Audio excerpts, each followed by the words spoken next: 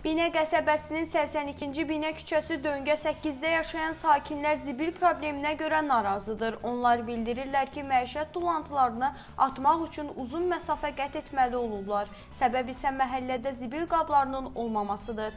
Sakinlərin sözlərinə görə əvvəllər zibil maşınları küçələrə gəlir, işçilər həyətlərdən tullantıları yığırdı. Amma artıq 2 ilə yaxındır ki, bu xidmət göstərilmir. Zibil qablarının azlığı yalnız ətrafı çirkləndirmir, həm də ərazidən keçən su kanalının da çirklənməsinə səbəb olur. Sakinlər deyirlər ki, bəziləri uzun məsafə getməmək üçün zibilləri birbaşa kanala atır. Nəticədə kanal zibillənib və suyun axını çətinləşib. Məsələ ilə bağlı Abşeron Su Meliorasiya Sistemlərinin İstismarı İdarəsi bildirir ki, kanal ətrafında yığılan məişət tullantıları idarə tərəfindən mütəmadi təmizlənir. Bununla da kanaldan suyun axını təmin edilir. Qurum vətəndaşlardan xahiş edir ki, tullantıları kanala atmasınlar. Bu kanalın istismarına mane olur.